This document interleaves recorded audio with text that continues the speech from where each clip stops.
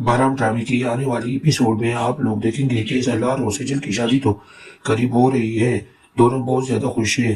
सलार का तो दिल ही नहीं होता सजल को देख देख कर। वो तो चाहता है कि हर हर तरफ मुझे सजल ही नजर आए, हर किधर मुझे सजल ही नजर आए। बस हर वक्त मेरी आंखों के सामने सजल बैठी रहे। सजल हंसती है, सजल कहती है तुम पागल हो गए हो, बस शादी हो जाएगी फिर मैं तुम्हारे पास आ जाऊंगी ना। इस पर सलार बहुत हंसता है। सलार उसके लिए कुछ गिफ्ट लेकर आते हैं। जब वो घर में आ जाता है तो सजल उसे देती है तो कहती है सलार तुम तो वाकई में बहुत बदल गए हो, तुम तो वो सलार नहीं हो जो कितना गुस्से से बात करते थे और कितनी बेइज्जती करते थे। तो इस पर सलार बहुत हंसता है। वो कहते हैं कि तुम ही ने तो मुझे बदल दिया है। तुम जब मेरी जिंदगी में आई तो मुझे देख कर लगा कि सारी लड़की एक जैसी होती है, लेकिन मुझे पता चल गया कि सारी लड़की एक जैसी नहीं होती।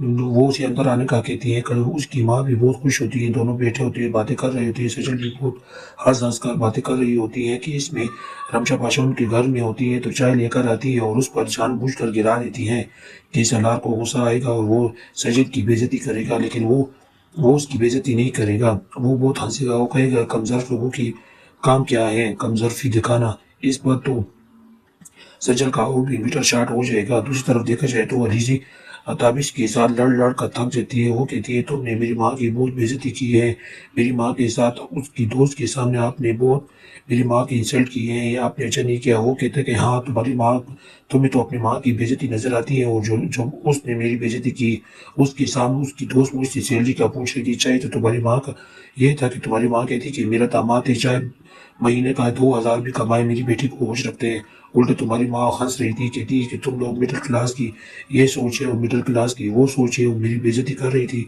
और मुझसे ये बर्दाश्त नहीं होता कि मेरी जात पर कोई बात करे।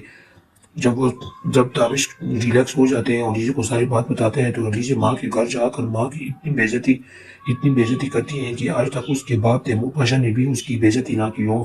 वो माँ को कहती है कि तुम क्यों ताबिश को मेरे साथ खुश नहीं देखना चाहती, कभी क्या बात लेके आ जाती हो, कभी क्या बात लेके आ जाती हो, क्यों मुझे सुख की जिंदगी गुजारने दे, मैं खुदकशी कर लूंगी तो तुम बेगम हो जाओगी तो बस मुझे सुख की जिंदगी मिल जाएगी।